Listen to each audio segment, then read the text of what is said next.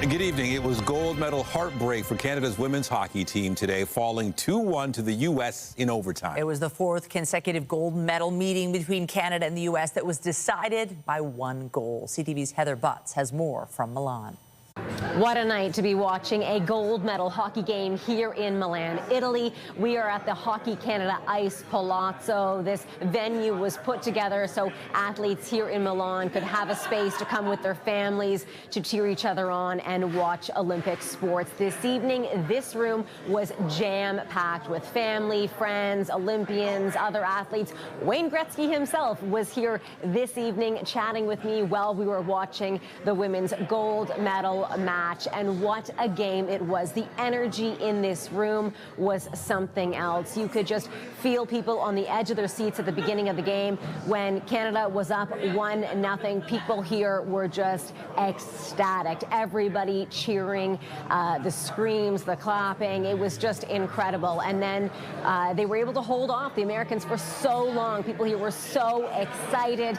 And then when Team USA was able to tie it up, just 2 minutes left in the third period, the energy here went from a 10 to a 0 flat. It was just, you could feel everybody go and have their breath taken away from them. That's really the only way to describe how the energy in the room just plummeted. But there's one thing people here told me, and that is that this was a gold medal game. You could tell when they came out as well in the overtime. The goalies were dialed in. The Canadian players really wanted this. Of course, people are upset here. They are upset that they didn't win that gold medal. They were here to defend their championship title. But there's something that everybody in this room has told me this evening, and that is, we're proud. We're proud of these women. We're proud of how they played. We're proud of how they showed up to this tournament tonight. It was a very different team than the team we saw just 9 days ago when they lost 5-0 to Team USA. So Canadian fans, friends, family here still very proud of these athletes. They played hard, they fought hard, and they certainly wanted to win, and they showed their fans that here this evening. People here saying they're proud of not only what they did tonight, but what they have done for this sport as a whole. There is a new generation of Canadian hockey fans cheering on these women, and it will be exciting to see where things go from here. Heather Butts, CTV News, Milan, Italy. Thank you, Heather. Yes, we were so close, and lots of disappointed fans watching here at home, including at Bessborough Drive Elementary and Middle School. That's where we find CTV's Beth McDonnell, who watched the game with students this afternoon. Beth. Yes, Michelle, so much disappointment that filled this gym, but also students are so proud of this team, and they're also celebrating the connection they had with their fellow students by organizing this amazing watch party, including with decorations, cheers, trivia. There was a lot to celebrate here still this afternoon. So here's a look at that watch party at the school in Leaside. At one point, the whole school was here to watch the game. There were those cheers and so many signs, everyone wearing red. And, you know, this was just one watch party that was happening across the city, the GTA, and the country. Prime Minister Mark Carney watched the game in BC. But what a heartbreaking loss to see Canada ahead for most of the game before the U.S. tied it. And then to see that goal in overtime, this was not easy watching the gold medal slip away.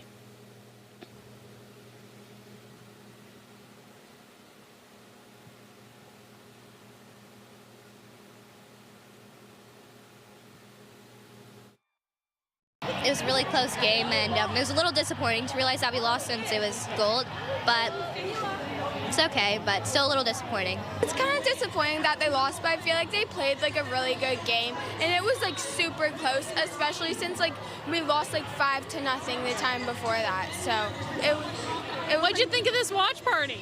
It was really cool. Like they had like all the decorations and stuff, so it was really fun. Like, I'm so disappointed about how the game had turned out. Canada had a great lead, we were doing amazing, and then it all went downhill from there.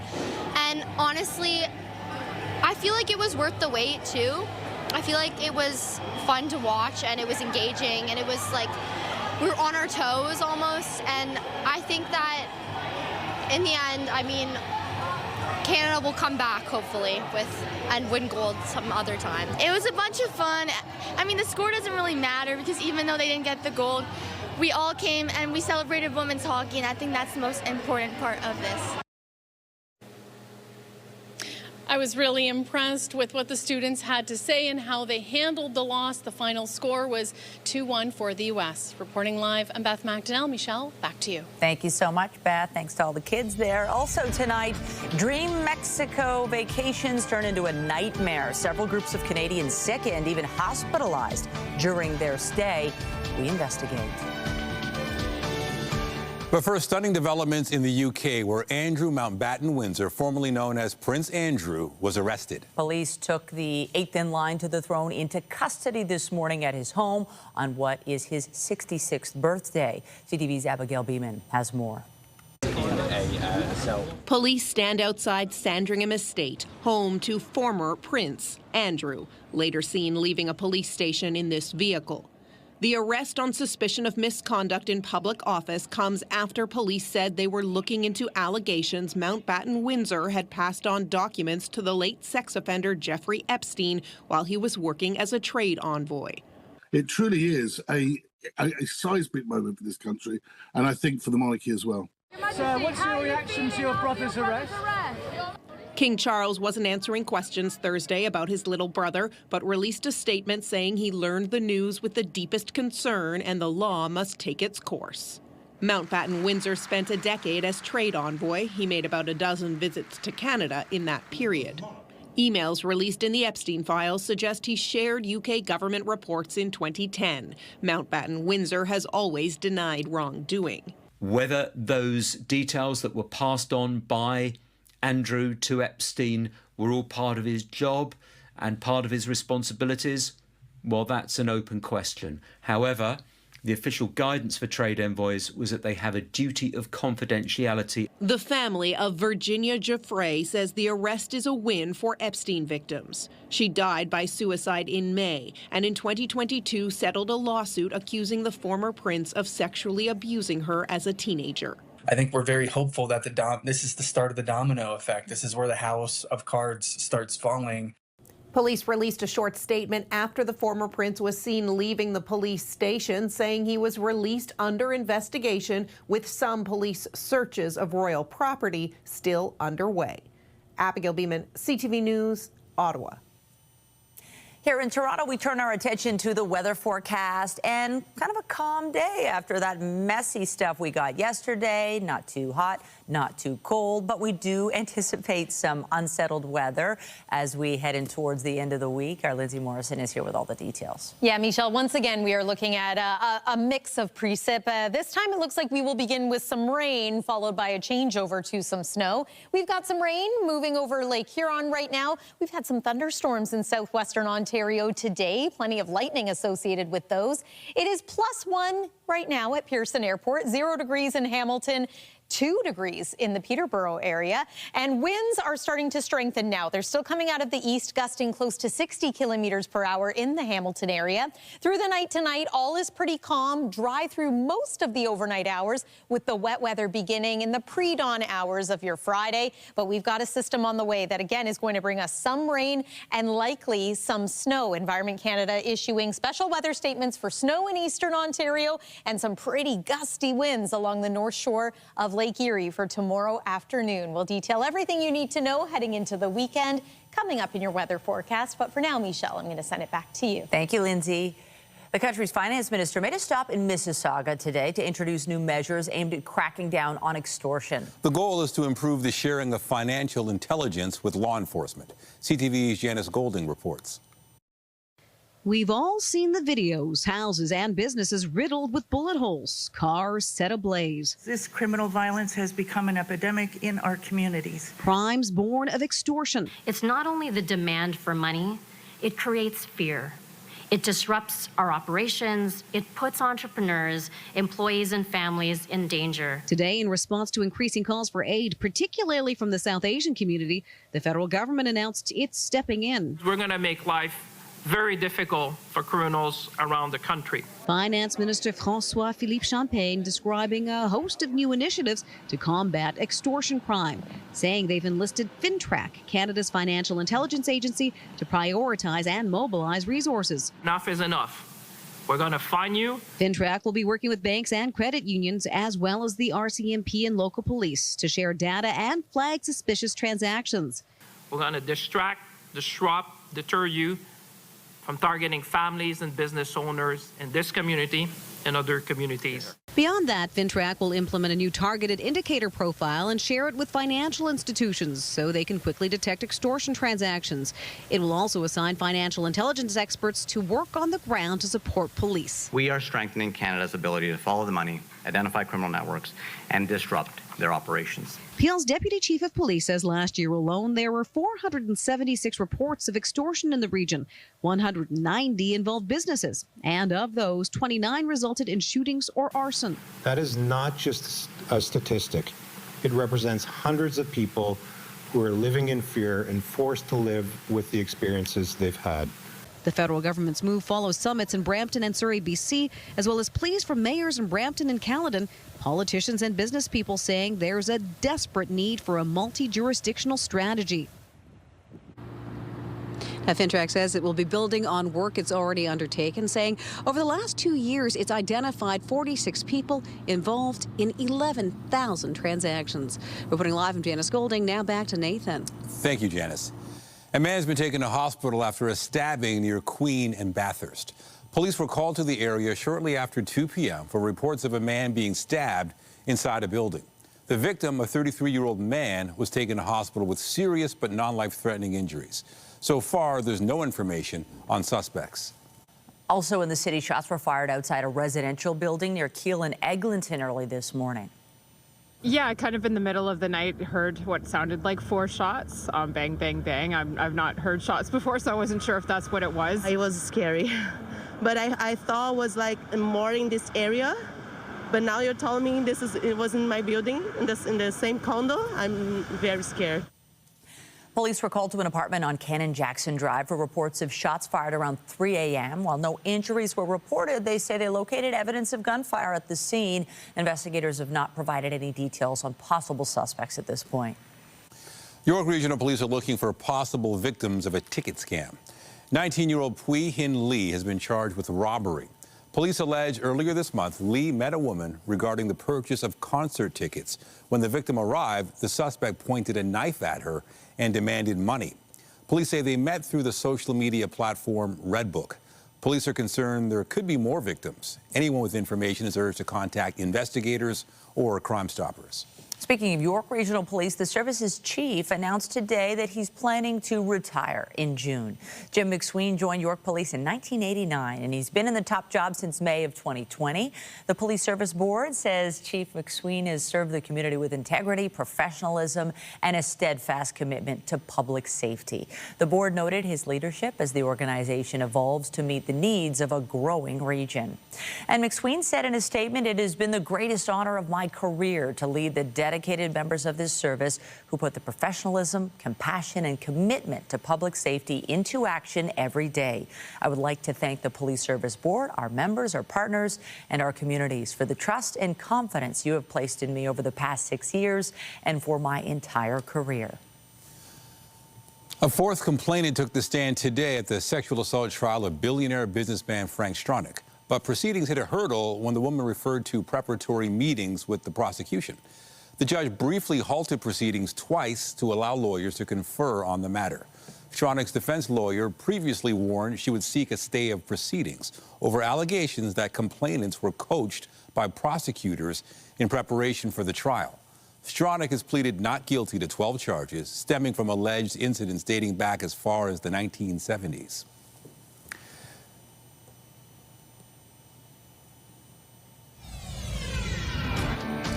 Still to come, putting the Eglinton crosstown to the test. We get on board with 3 experts and find out what they're railing about as they ride the new transit service.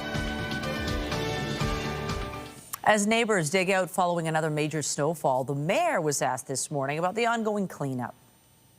I want to thank the city staff that have been out there. We knew that this was coming yesterday, and and over the weekend there was a lot of planning done. A lot of the snow have mostly removed, and we can handle what Mother Nature gives to us. The mayor noted the city has been dealing with a stretch of frigid temperatures and significant snowfall. But in a nod to Mayor Mel Lastman back in 1999, she said there was no need to call in the Army. Dozens of Canadians returning from a hotel in Mexico are complaining of painful symptoms when they got back to Canada. As CTV's John Woodward reports, experts say an outbreak of foodborne illness could be the culprit. It was a Caribbean dream vacation at the Royalton Splash Riviera in Cancun, Mexico for Kelly Bennett and her extended family earlier this month. We're hoping just to make memories, family time. But the memories Bennett's family were making soon turned into ones they would rather forget. From day 3 on, we just dropped like flies. We were going down 4, 5, 6 of us at a time. The kids suddenly bedridden, many adults barely leaving the bathroom. The diagnosis, norovirus, and also what her doctor here in Canada described as likely foodborne parasites. My son is still not well. He does have parasites in his stool. The 5 of us have now provided 15 stool samples. It was a nightmare. Warren Carrier and his girlfriend stayed at the same resort. She's been in hospital upon returning to Vancouver Island for a week. The doctors there say it's E. coli. Symptoms were obviously, the vomiting, diarrhea, severe cramping, severe stomach pain, nausea. Both groups say they talked to many more Canadians in that situation. If the food handling safety is not being maintained, it's a recipe for disaster. Wayne Smith of Toronto Metropolitan University's Institute for Hospitality and Tourism says issues in Cuba and the United States are pushing Canadians to vacation more in Mexico. Last year, 2.8 million Canadians went to Mexico. I think this is the type of news they don't want. The hotel didn't respond to questions from CTV News. Public health doctor Isaac Bogosh says these outbreaks do happen from time to time and says Canadians shouldn't trust what they eat there the way they do here. Boil it, peel it, cook it, or forget it. Because some of the, for example, fresh produce may have bacteria on it or a virus on it that can cause gastrointestinal symptoms. Bennett says by the end of last week, the hotel appeared to recognize something was up. Now that when you enter the buffets and the restaurants, their staff is there greeting you with hand sanitizer. Measures she wished had been in place when she got there. John Woodward, CTV News. With Canada's current trade mission to Mexico wrapping up, attention now turns to a review of the Canada-U.S.-Mexico trade agreement. And there's concern CUSMA could be in jeopardy. CTV senior political correspondent Michael Locatour has more from Ottawa. It's about time that we are less reliant and more resilient. Finance Minister François-Philippe Champagne believes Canadians understand the reality of the situation. While President Donald Trump continues to say he could walk away from CUSMA, the New York Times is reporting 2 Canadian officials involved in trade discussions say expectations for a full renewal of the deal are very low. Still, the minister isn't ready to give up hope yet. So we'll continue to make the point and keep telling them that we're ready at the table whenever the parties want to review CUSMA. Now, it comes as the minister overseeing trade with the U.S. just wrapped up a trade mission to Mexico. There's no division as between the interest of Mexico and Canada in committing ourselves to the trilateral trade agreement. This trade expert believes threats from the White House are part of the negotiation, but Canada needs to continue making a case for CUSMA. To members of Congress, to state governments, to U.S. business, to underscore how important this agreement is to the United States. Now, there is a sense of urgency to end the trade war with the U.S. According to Statistics Canada, this country's trade deficit grew to $31.3 billion last year, the largest since the COVID-19 pandemic. Overall, exports are down slightly, but the Canadian economy is slowly shifting away from the U.S., with 5.8% fewer exports going south. And exports to countries excluding the U.S. rose by 17.2% in 2025. We have what the world wants, whether it's come from critical mineral, from energy, from natural resources. The finance minister adds while Canada wants to work with the U.S., there are other trading opportunities out there. Mike Lecouteur, CTV News, Ottawa. Meanwhile, the U.S. International Trade Commission is launching an investigation related to North America's highly integrated auto industry. It's going to look into the automotive rules of origin for the Canada-U.S.-Mexico trade agreement. The rules are criteria used to determine whether a good has undergone sufficient production in the CUSMA agreement to be eligible for preferential tariff treatment. The probe will examine the impact on the American economy and relevancy considering recent technology changes. A report must be delivered to Donald Trump and the U.S. Senate by July 2027.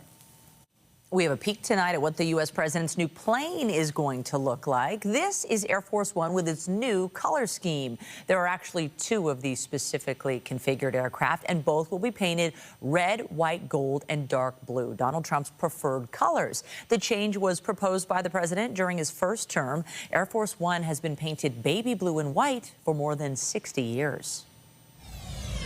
I'm Pat Foran. Coming up on Consumer Alert, Canadian hockey players at the Olympics don't need to worry about hockey sticks. But if you play or have children who do, you know when they break, they're expensive to replace. One hockey dad has devised a way to repair them. I'll have that story. That's just ahead. Well, with some recent mild weather, ice coverage on the Great Lakes has actually gone down. And with more melting expected, you will want to take care around any ice surfaces over the next couple of days. Make sure that storm drains are cleared as well as snowbanks start to melt. Rivers and streams are likely to be running high anyway. And then we've got some rain in the forecast for tomorrow morning. Don't forget the umbrella. We'll give you an idea of how much to expect and take you through the weekend forecast coming up here on CTV News. Stay with us. When you see it happen, send it to CTV News. Text 10400 from your screen to ours. Text 10400. Toronto's newest transit line has been in operation for just over a week now after years of cost overruns and delays. But now that it's finally up and running, was it worth the wait? CTV's Natalie Johnson rode the rails with local leaders to find out.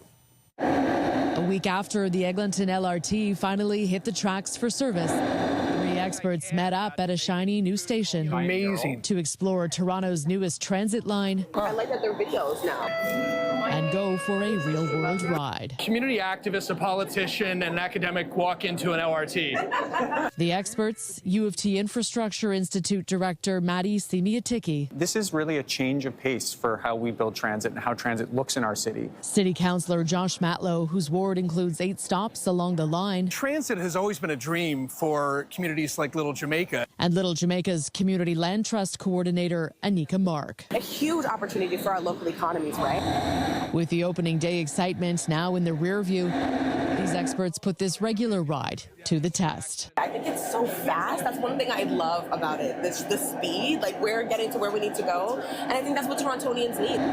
That speed is obvious in the underground portion of the line. For the underground part, I think people are really happy. But you'll see when we get to the above ground part, that's where there are still question marks, that the trains noticeably slow down. We were going really fast underground, and I could physically feel us slow down as we surfaced because Metrolinx did not ensure that there'd be transit signal priority, meaning that the train wouldn't have to slow down and stop at traffic signals. Transit signal priority is now being implemented, but won't be fully in place until May. The close distance between stations also means more stops. This is the missing middle that we often talk about in Toronto city planning debates.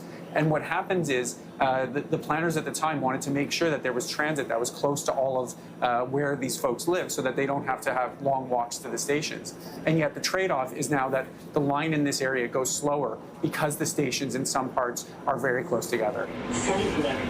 The consensus is that the above-ground ride feels very different than the below-ground ride, almost as though Eglinton is two different lines. So should this entire LRT have been built at the same grade? This will be an ongoing debate in our city. It's, you know, you're always trading off speed versus cost. This line already was billions and billions of dollars. Going underground is even more expensive. So you're always doing trade-offs. There's going to be a lot of growth in Eglinton now that there's a rapid transit line. But, you know, this took so long that even the Sign Center station's name got changed to Don Valley. It took that long when the government shut down the Science Centre. Matt Lowe calling for a public inquiry into why the project was 6 years late and more than $1 billion over budget. But after years of crippling construction, there is finally a chance to start building back. Eglinton has always been a beautiful small business corridor, right? Like all the way through. And so there's so much opportunity for our small business to come back, be prosperous, utilize this line to bring new clients, connect with their existing clients, and connect with citizens across the city. You're starting to see development happening. And part of the reason we build these trains is to move people. The other reason is to catalyze great communities around them. A rough ride to get to this point, but finally a light at the end of the tunnel. Natalie Johnson, CTV News. Canada's women's hockey team scored a silver medal today, and there's hope Canada's men's team can continue their quest towards a gold medal. If you play hockey or have children in this sport, you know it's costly, especially if you need to replace expensive hockey sticks. Here's Pat Foran with a consumer alert. Over the years, we've been hearing from families concerned about the rising costs of hockey sticks. They can cost $200, $300, and even $400 or more.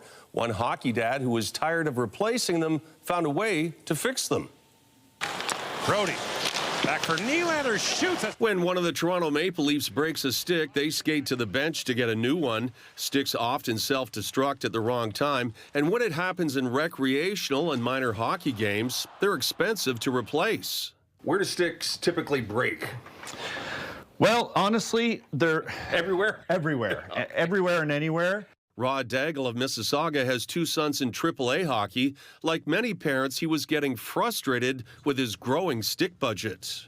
When a stick costs anywhere from $380 to $450, and you need to have 3 or 4 in a season, that adds up. Most composite hockey sticks only come with a 30-day warranty. Daigle says it seemed like many would break not long after the warranty expired, so he devised a way to repair them. I received this goalie stick yesterday, asked to be repaired. And you see the shaft is snapped here, so that should be a pretty straightforward repair. Daigle says shafts are easier to fix than blades, and sometimes it's better to fuse 2 broken sticks together to create a new one, something he calls a Frankenstick. Rather than, toss them in the landfill, I'm actually able to make new sticks that are affordable and usable and nearly as light as the original. He started out helping his sons, but now has a small business, Stick Medic, repairing sticks often for recreational players. He has his own method using resin, composite fibers, and a steady hand. He charges about $80 for a repair and says he guarantees it won't break in the same place. Families are getting tired of the breakage and short lifespan of these highly expensive sticks. Daigle is not sure how big his business will grow, but says it's good to let players know they have options. So if you have an expensive broken stick, you may be able to repair it and get it back in the game. There are other companies that are now repairing hockey sticks. You can also buy refurbished sticks. They sell for about 30% of the cost of a new one. Most come with a 30-day warranty and could save you money. On your side, I'm Pat Foran. If you have a consumer story idea, email us at alert@ctv.ca. No broken sticks, but maybe a broken heart after that game earlier, but we're getting over it. It's still a silver medal. Yeah, but I heard someone say in the newsroom we lost gold because we could taste it. We were so close and really hard to see the players' faces there. But yeah, silver's not too bad. And men's team, they still got a chance too. They still have a chance. We're rooting on Canada no matter what. And we might have some broken umbrellas tomorrow because we've got some gusty winds on the way once again. And yes, you're going to need the umbrella because rain moves in overnight tonight into the pre-dawn hours and likely going to impact your morning commute. Yesterday, of course, it was freezing rain in some areas. This is what it looked like west of the city, where we had freezing precipitation leading to some difficulties on the roadways and coating trees. As we make our way through the day tomorrow, this is what you need to know. Heading into tomorrow, we have snow, measurable snow expected for areas east of Georgian Bay and in eastern Ontario, maybe upwards of 10 centimeters of snow. And those winds I was talking about could gust upwards of 80 kilometers per hour along the north shore of Lake Erie. Here's a look at the satellite and radar. We had some thunderstorms earlier today near Windsor, and there's a little bit of lightning happening near Bayfield, Ontario right now. But for the most part, the active weather is out over Lake Huron. We've got another system that's going to swing through. And yes, this one is likely to bring us a couple of different types of precipitation, but it plays out differently than yesterday's storm. For example, we're going to begin with some rain and perhaps some measurable rain, maybe 5 to 15 millimeters of it around the GTA. That combined with the melting out there could lead to a little bit of localized flooding, so just be mindful of that.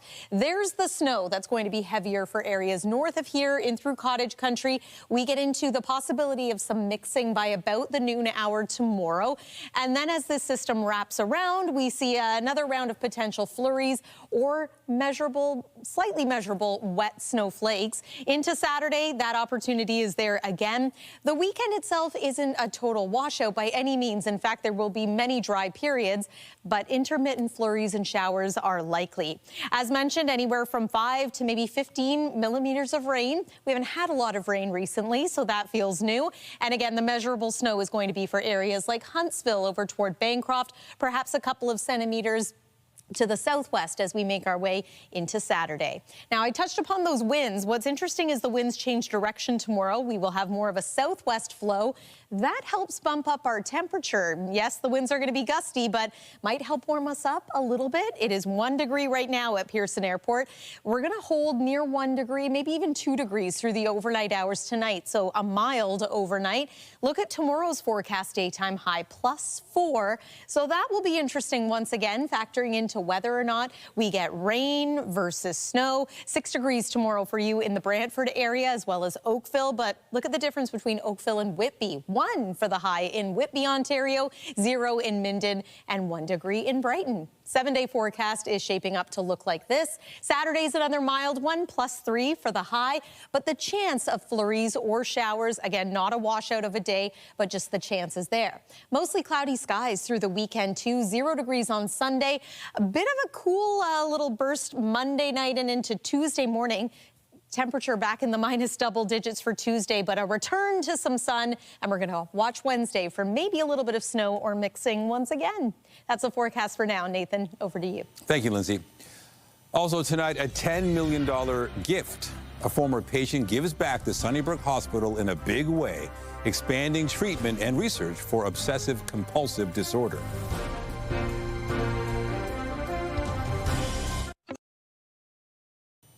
A Toronto business executive has gifted $10 million to Sunnybrook Health Sciences to expand treatment and research into obsessive-compulsive disorder. As CTV's health reporter Pauline Chan tells us, the cause is very personal to the donor.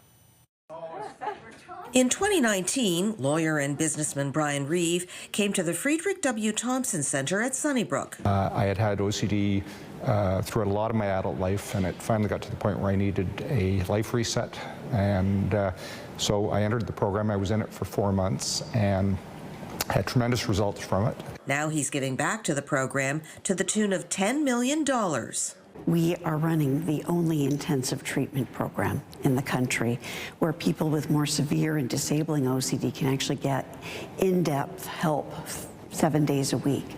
And that's what the new Reeve Centre will allow us to enlarge upon. If there are 400,000 Canadians with OCD, so few of them, it's just the barest tip of the iceberg that are even being treated. 20 to 30% of people are exceedingly severe and really have no quality of life whatsoever, maybe completely housebound. The new Reeve OCD Centre will bring the inpatient part of the program over to Sunnybrook's main Bayview campus, and it will expand the facilities. It also provides funding for a chair, which will advance research in OCD and improving care into the future. And it also provides for fellowships, which is allowing us to be a training ground for future leaders in OCD care. Reeve, who did the intensive treatment program at the previous site, says patients, who can come from across the country, need to feel comfortable and safe. Construction on the Reeve OCD Centre is now underway, and they hope to open in 2027. Pauline Chan, CTV News. The province is pledging support to expand a healthcare facility in Durham specializing in the treatment of type 1 diabetes. The Ministry of Health says it's renovating and expanding the Charles H. Best Diabetes Centre in Whitby. The work is expected to see the centre nearly double its capacity to 3,800 patients a year. A construction schedule hasn't been set yet, but Health Minister Sylvia Jones says this project will see Durham benefit from increased access to diabetes care and education, reducing complications and stress on the healthcare system.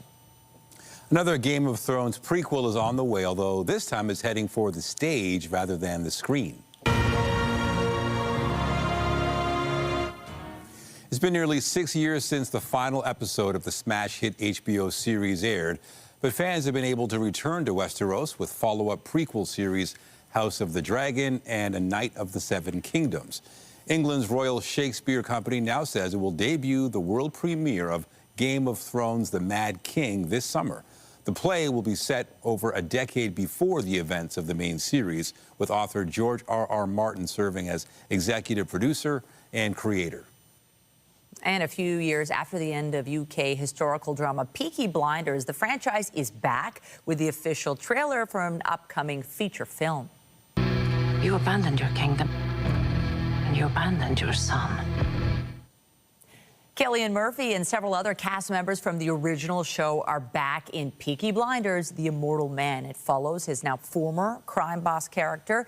He faces off against his son, who's now running the gang. The movie is set during the Second World War, and it's out March 20th. It'll be followed by 2 seasons of a new sequel series. Pixar is out with the official trailer for another long-awaited sequel, Toy Story 5. Halt! Who goes there? Whoa, whoa, whoa! I come in peace? It's been too long, cowboy. Tom Hanks and Tim Allen are back as Woody and Buzz Lightyear, along with several other returning and new voices. This time around, the story focuses on the arrival of a new smart tablet that threatens to monopolize their owner's attention, putting the other toys' futures at risk. Coming 7 years after the release of Toy Story 4, Toy Story 5 hits theaters on June 19th. Canadian folk music icon Joni Mitchell is set to receive a special honor at the Juno Awards next month. I really don't know clouds. I really don't know clouds at all. Mitchell will be presented with a Lifetime Achievement Award. Singer-songwriters Sarah McLachlan and Allison Russell will perform a musical tribute for the 82-year-old during the ceremony. Mitchell was a key figure in the 1960s folk revival and has won 11 Grammy Awards, as well as being inducted into the Rock and Roll Hall of Fame in '97. The Junos will be handed out on March 29th in Hamilton. Still ahead, Loblaw and Google team up, announcing a new AI-powered way for Canadians to shop. What it means for customers after the break. Canada recorded a trade deficit last year of $31.3 billion. B&M Bloomberg's Lindsay Biscaya has more. Apart from the pandemic, this was the widest annual shortfall on record.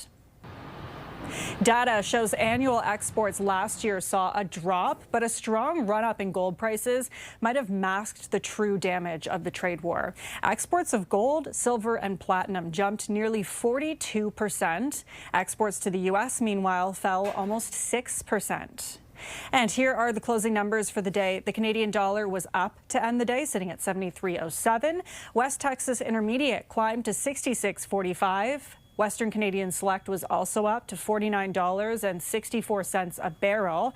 And the TSX hitting another all-time high today, ending the day at 33,594.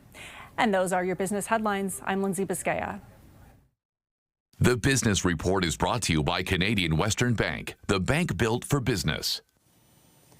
The stretch of cold and snow across much of the country has been good news for Canadian Tire. The company says the early onset of wintry weather prompted people to move up their seasonal purchases like snowblowers, shovels, footwear, hockey gear, and automotive parts. That ongoing surge put revenue for the fourth quarter above $4.5 billion, up from the same period last year. The Ontario Teachers Pension Plan Board is shifting the way it sets climate targets. The board previously had a 2030 goal to reduce the carbon emissions intensity of its portfolio by 67% compared to 2019.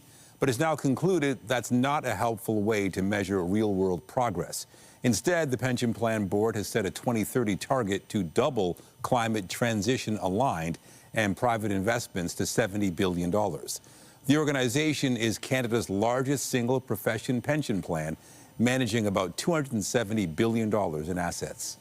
Loblaw has partnered with Google to allow more shopping via artificial intelligence. The grocer says consumers will be able to shop for food, beauty products, and apparel directly through AI mode on Google Search and the tech giant's Gemini app. Loblaw says it sees AI assisting people in researching, comparing, and buying products as a natural evolution of how customers want to shop. The company says it's also expanding its use of Google Cloud's Vertex AI platform. Food Bank Mississauga launched its annual Ramadan Give 30 fundraising campaign. Well, traditionally, food banks have really focused their fundraising efforts at the holidays and around Thanksgiving time. But for 20% of Mississauga's community, Ramadan is the most important holiday of the year, a time where families gather with your more broad community. There's important dinner celebrations and fasting, and really a time of reflection. And it includes giving back to those who don't have food to eat. And so we're proud to have an opportunity to engage with our Muslim neighbors and give them a chance to be able to support their neighbors through the work we do here at Food Banks Mississauga. Money raised during the special effort will help food bank users throughout Mississauga. It will also allow the facilities to stock more halal food for members of the Muslim community. The campaign runs until March 19th.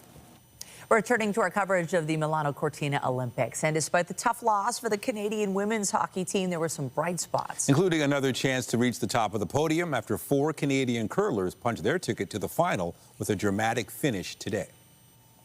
Brad Jacobs' rink defeated Norway 5-4 in extra ends. The Norwegians tied the game in the 10th, but Canada's skip used the hammer in the 11th to win. Jacobs, Mark Kennedy, Brett Gallant, and Ben Herbert bounced back from an 8-6 loss to Norway in the final preliminary match this morning. The UK beat Switzerland 8-5 in the other semifinal today.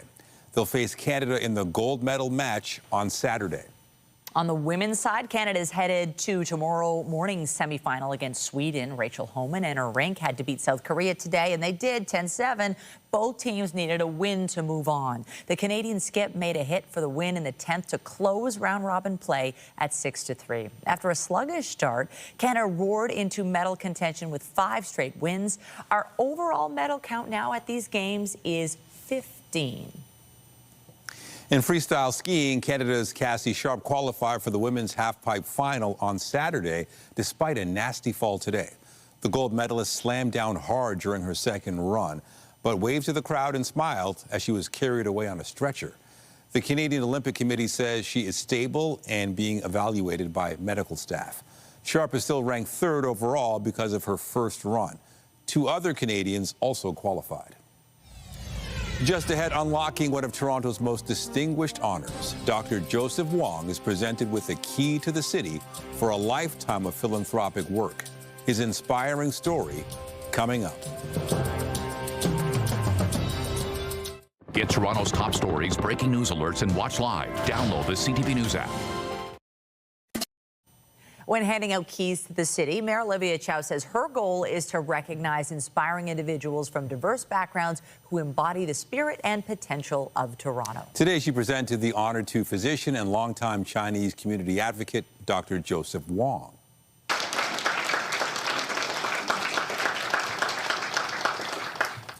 Mayor Chow said Wong has had a lifelong commitment to philanthropy and advocacy for seniors in Toronto and beyond.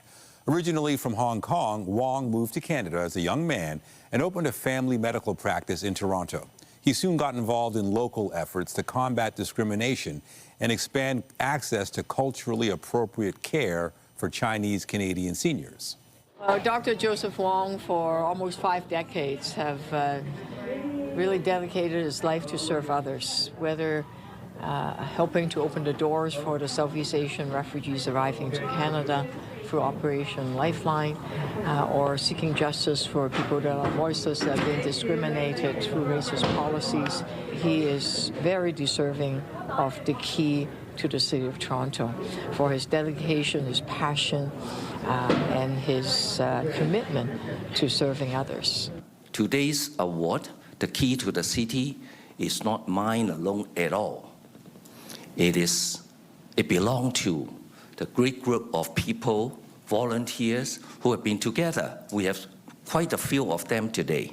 We have been working together, volunteering together since the late 1970s, now close to 48 to 49 years. The key to the city is Toronto's highest honor granted by the mayor to an individual or a group. Congrats to Dr. Wong. Now, the key to the weather forecast over the next few days is really to expect rain, maybe snow. It'll depend on the temperature. Yeah, once again, we're going to find ourselves with the temperature near freezing, which, as we now know, it can be cold enough for snow, but also mild enough for rain or maybe a little something in between. We do have weather advisories that have been issued by Environment Canada. Snow for eastern Ontario, gusty winds along the north shore of Lake Erie and into Niagara. Forecast daytime high for tomorrow, 4 degrees here in the city of Toronto, but we do expect to start off the day with rain and transition over to some mixing or some snow by about midway through the day. Here's your 7-day forecast, a little unsettled into Saturday as well. Sunday, mostly cloudy. Michelle and Nathan. Thank you, Lindsay. That's it for us, but be sure to join Omar Sachedina tonight at 11 for CTV National News, followed by Zoraida Alman with our next local newscast at 11:30. Meantime, our coverage continues anytime on CP24 and online at ctvnewstoronto.ca. For Lindsay Morrison and the whole team here at CTV News, thanks for watching and have a great night.